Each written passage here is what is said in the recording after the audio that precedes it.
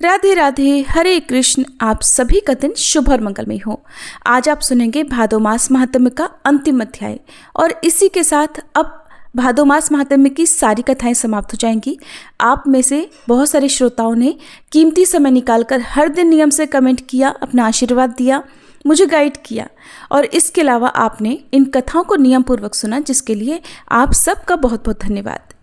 कल से आप सभी आश्विन मास महात्म्य की कथाओं के साथ साथ पितरों की कथाएं भी सुनिएगा। हमारे कर्म ही हमें स्वर्ग या नरक के अधिकारी बनाते हैं, लेकिन वास्तव में किसी को ये नहीं पता कि हमारे पुण्य कर्म अधिक हैं या फिर पाप कर्म अधिक हैं। एक बार की बात है, एक बुजुर्ग महिला थी जो बीमार होने के बाद कुछ समय बाद मर गई। तब यमराज जी उन्हें लेने आए। उन महिला ने यमराज जी से पूछा कि यमराज जी, आप ये तो बताइए, मुझे स्वर्ग लेकर जाएंगे या फिर नरक?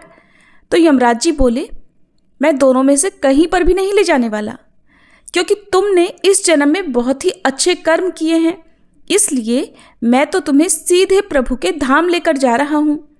वह बुजुर्ग महिला बड़ी प्रसन्न हो गई और बोली, धन्यवाद यमराज जी, पर मेरी आपसे एक विनती है। मैंने वहाँ धरती पर सबसे बहुत बार स्वर्ग और नरक के बारे में सुना था और मैं एक बार इन दोनों ही जगहों को देखना चाहती हूँ। तब यमराज जी बोले कि वैसे तो मैं ये सब नहीं करता, लेकिन तुम्हारे कर्म क्योंकि बहुत अच्छे हैं, इसलिए मैं तुम्हारी ये इच्छा पूर्ण करता हूँ। चलो अब हम स्वर्ग और नरक के रास्ते से होते हुए ही प्रभु के धाम चलेंगे। अब यमराज जी अपने दूतों के साथ उन बुजुर्ग महिला की आत्मा को लेकर चल पड़े। बहुत दूर चलने के बाद सबसे पहले नरक आया।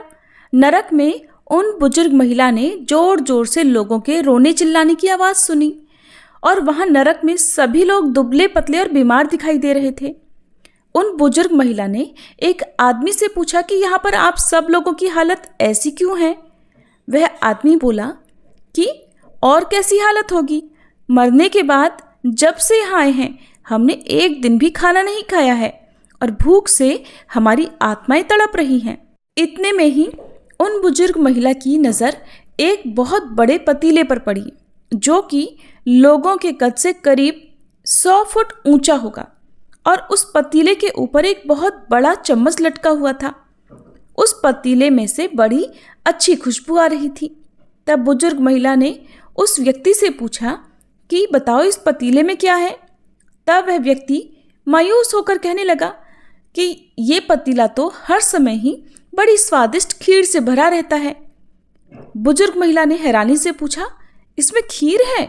तो फिर आप लोग पेट भरकर ये खीर क्यों नहीं खा लेते? भूख से क्यों तड़प रहे हो?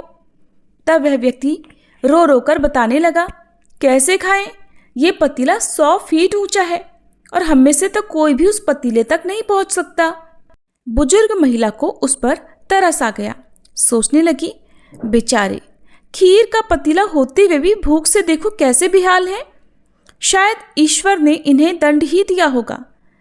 अब यमराज जी उन बुजुर्ग महिला से बोले कि चलो, हमें देर हो रही है, हमें आगे भी तो जाना है। दोनों चल पड़े। कुछ दूर चलने पर स्वर्गलोक दिखा। वहाँ पर बुजुर्ग महिला को सबके हंसने खिलखिलाने की आवाज़ें सुनाई दी। वहाँ सभी लोग बड़े प्रसन्न दिखाई दे रहे थे। उन्हें प्रसन्न देखकर बुजुर्ग महिला भी बहुत खुश हो गई।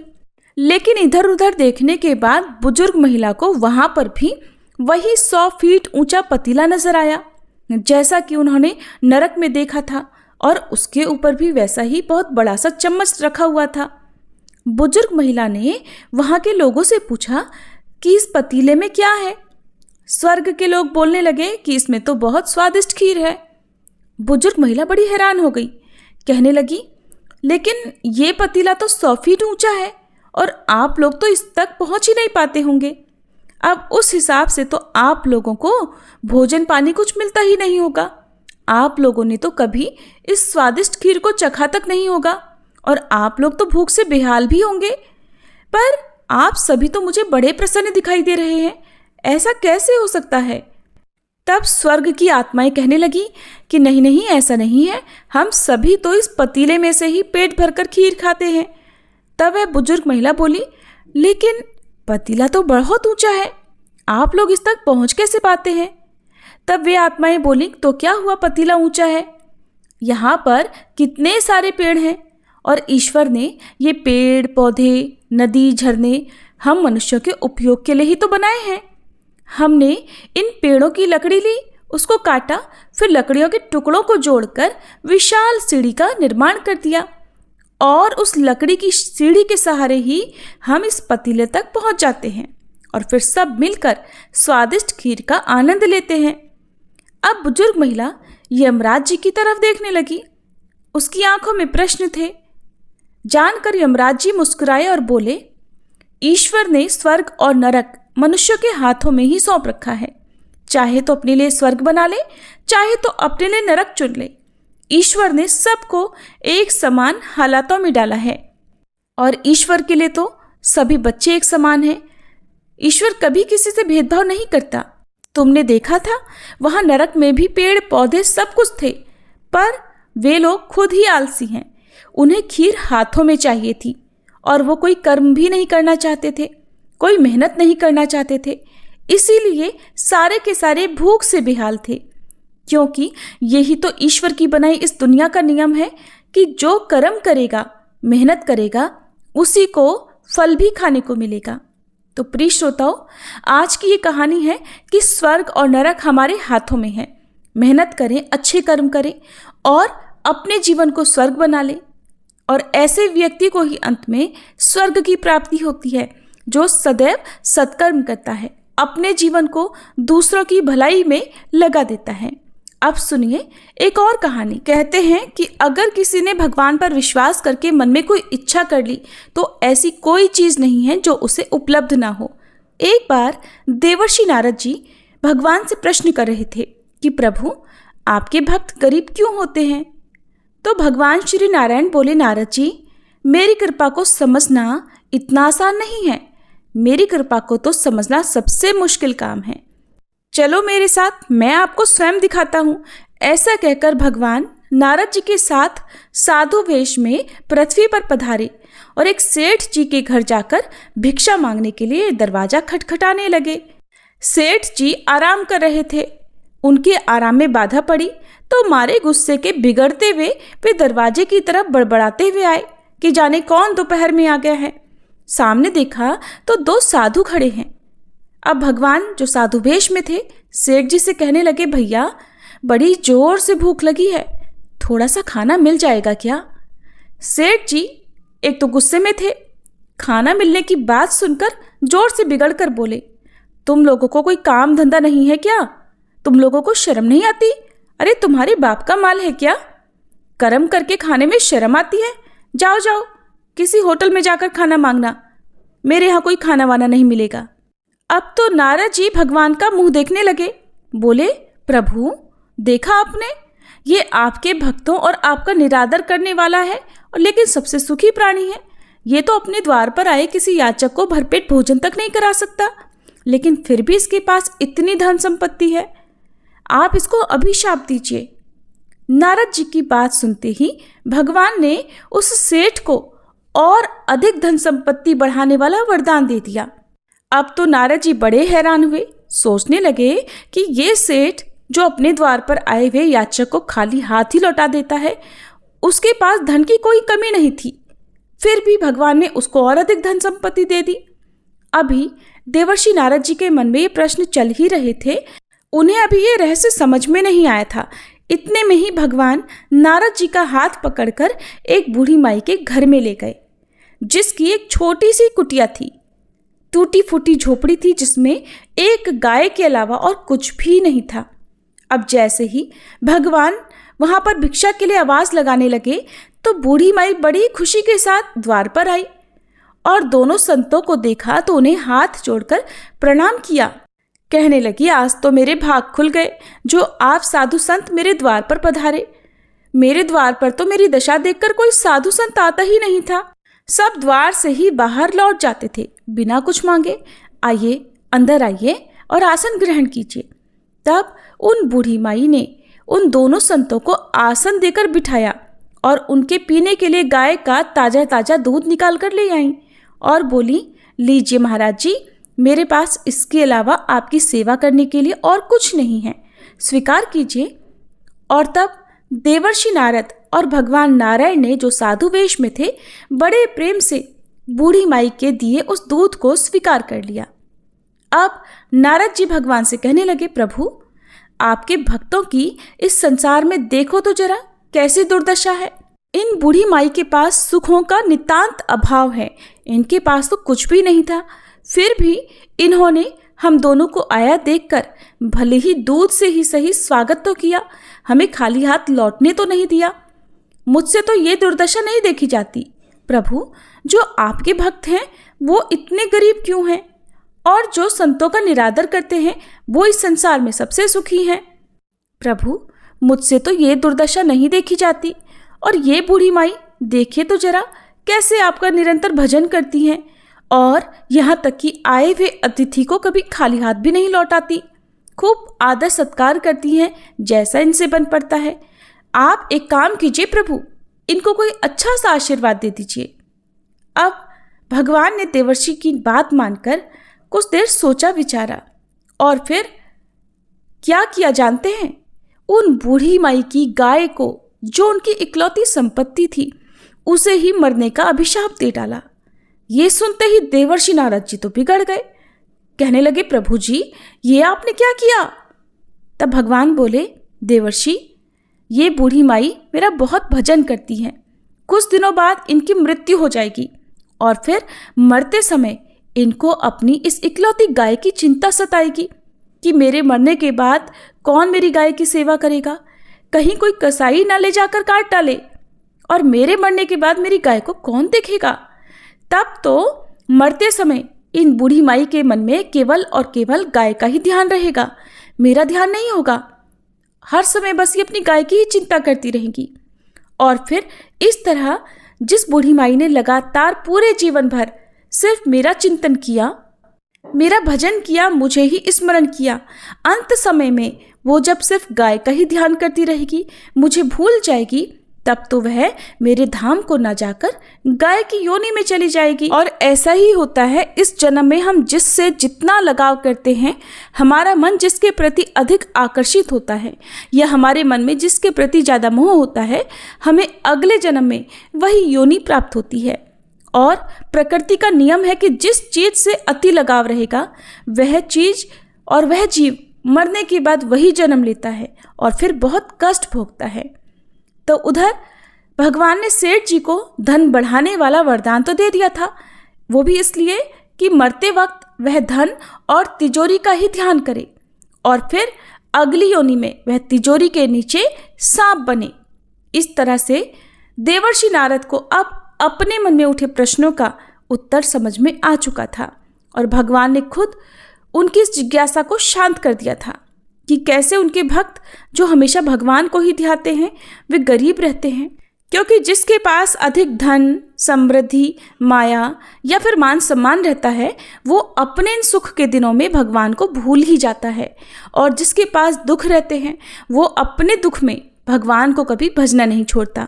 और फिर जब ऐसे व्यक्ति की मृत्यु होती है, जो इन सभी मोह माया में फंसा रहता है, उसको उसी प्रकार का फल अगले जन्म में भी प्राप्त होता है, और वही सारी सामग्री उसके आसपास रहती हैं। तब इस प्रकार भगवान के वरदानानुसार जब बूढ़ी माई की मृत्यु हुई, तब उस समय उनके पास न गाय थी, और वो टूटी फूटी झोपड़ी भी अब लगभग समाप्त होने को थी। जब उनकी मृत्यु हुई तो अंत में भगवान स्वयं आए और उन्हें अपने वैकुंठ लोक ले गए। और उधर धन से अत्यधिक लगाव होने के कारण वह सेठ, जो हमेशा धन संपत्ति इकट्ठा करने में लगा रहता था, जिसे मृत्यु के समय भगवान का नाम तक याद नहीं रहा, वह अपने अगले जन्म में भगवान के कहे अनुसार सांप की योनि में पड़ा, और वह तिजोरी में रखे धन की रक्षा में ही लगा रहा। तो इस तरह से हमारे जो कर्म हैं, हमारे भजन, हमारे कीर्तन, हमारे भगवान का स्मरण ही हमारे अगले पिछले जन्मों में पुण्य के या पाप के भागी बन जाते हैं। एक बार की बात है, स्वर्ग से घोषणा हुई कि भगवान आज सेब बांटने आ रहे हैं। सभी लोग भगवान के प्रसाद के लिए तैयार होकर पंक्तियों में खड़े हो गए।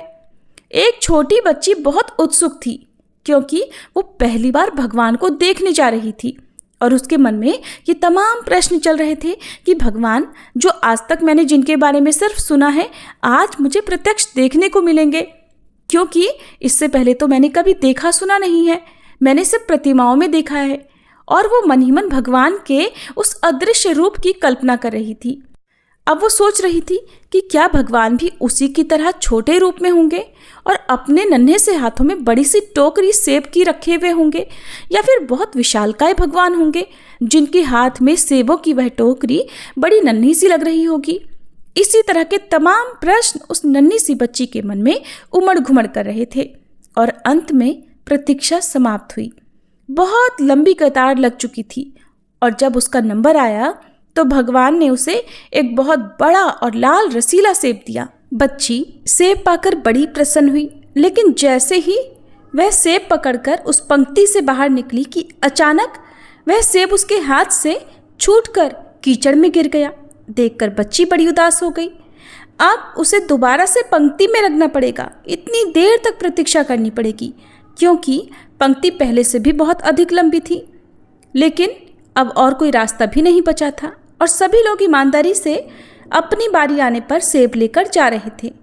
आखिरकार एक बार फिर से वह बच्ची पंक्ति में लगी और अपनी बारी की प्रतीक्षा करने लगी। आधी कतार को सेब मिलने के बाद सेब समाप्त होने लगे।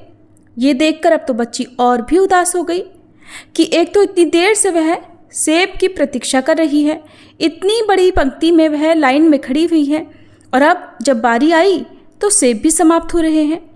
उसने सोचा कि जब तक उसकी बारी आएगी तब तक तो निश्चित ही सेब समाप्त हो जाएंगे। लेकिन वो ये नहीं जानती थी कि भगवान के भंडार कभी खाली नहीं होते, क्योंकि छोटी बच्ची थी ना। और अब जब उसकी बारी आई तो और भी नए सेब आ गए। भगवान तो अंतर्यामी होते हैं, सभी के मन का हाल जानते हैं। उस बच्ची के मन की बात भी जान गए और उन्होंने इस बार बच्ची को सेब देकर कहा, सुनो बेटा, पिछली बार वाला सेब बिल्कुल भी अच्छा नहीं था। वो दिखने में लाल तो था, लेकिन एक तरफ से सड़ चुका था, खराब हो रहा था, और जो कि तुम्हारे लिए सही नहीं था, इसीलिए तो मैंने उसे तुम्हारे हाथों गिरवा दिया। अब दूसरी बार तुम्हें इतनी लंबी कतार में इसलिए लगाया क्योंकि नए सेब अभी पेड़ों पर थे, उनके आने में कुछ समय बाकी था, इसीलिए तुम्हें इस बार अधिक प्रतीक्षा करनी पड़ी। लेकिन ये वाला सेब सबसे अधिक लाल, सुंदर और तुम्हारे लिए सबसे अच्छा है। भगवान की बात सुनकर बच्ची संतुष्ट होकर अपने घर चली गई।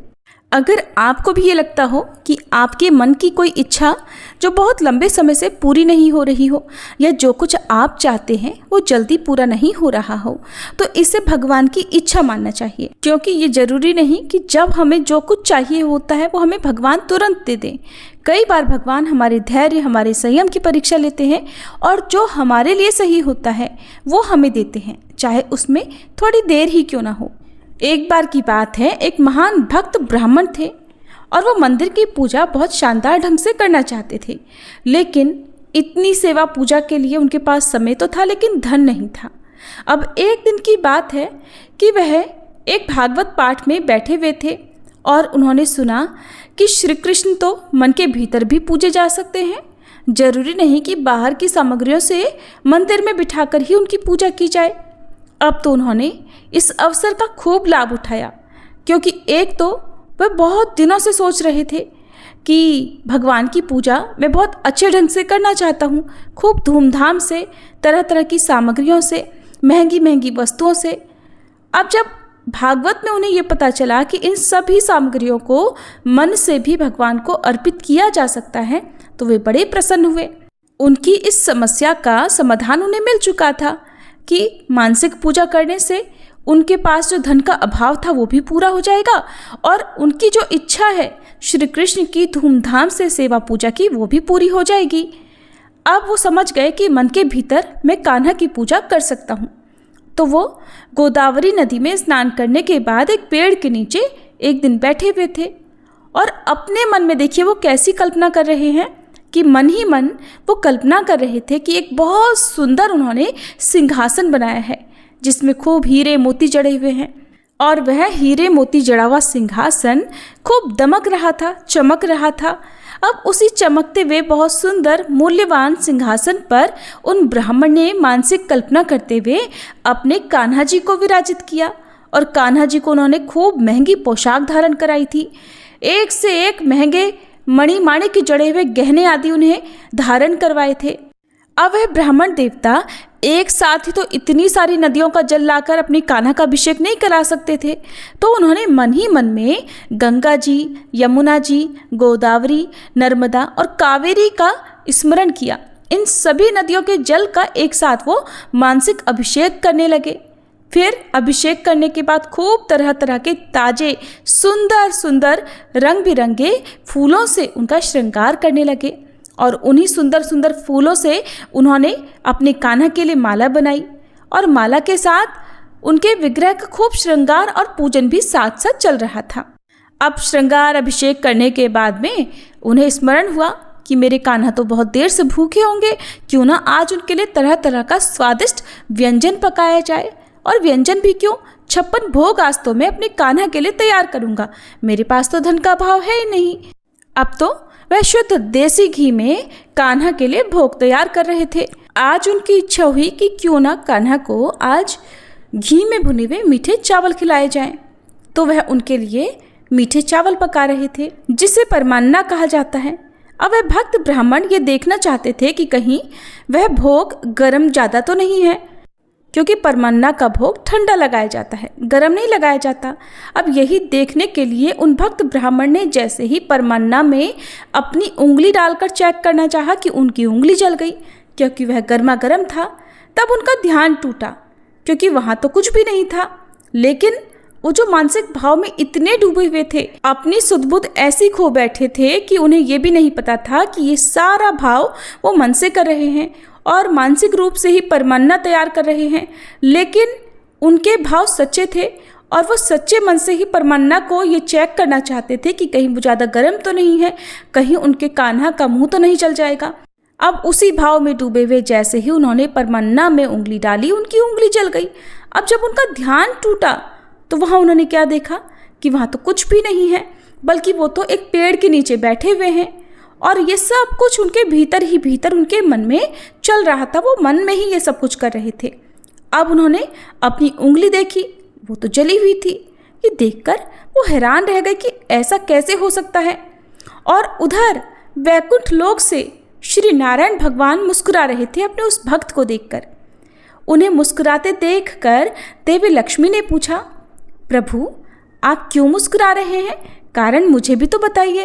तब भगवान ने देवी को धरती लोक पर बैठे उस भक्त की ओर इशारा करके कहा, देवी वो देखिए, मेरा एक भक्त ऐसा है, कितना अनोखा है, जो मेरी इस तरह भाव से पूजा करता है। अब मेरे दूतों को तुरंत भेजा जाए उसे वैकुंठ लाने के लिए। तो भक्ति योग इतना अच्छा है, मानसिक भाव इतना अच्छा है कि भले ही आपके पास भगवान की भव्य पूजा के लिए साधन ना हो और आपके पास घंटों बैठकर पूजा करने का समय भी ना हो, तब भी आप अपने मन के भीतर सच्चे भाव से सब कुछ कर सकते हैं। ये थे आज के कुछ प्रेरक प्रसंग। उम्मीद है आपके मन के भावों को जागृत करने के लिए, आपकी भक्ति को बढ़ाने के लिए आज के इन प्रसंगों को आपने पूरा जरूर सुना होगा। इसी के साथ आज भादो मास महात्म्य की सभी कथाएं संपूर्ण होती हैं। सभी प्रेम से बोलिए श्री बांके बिहारी लाल की जय।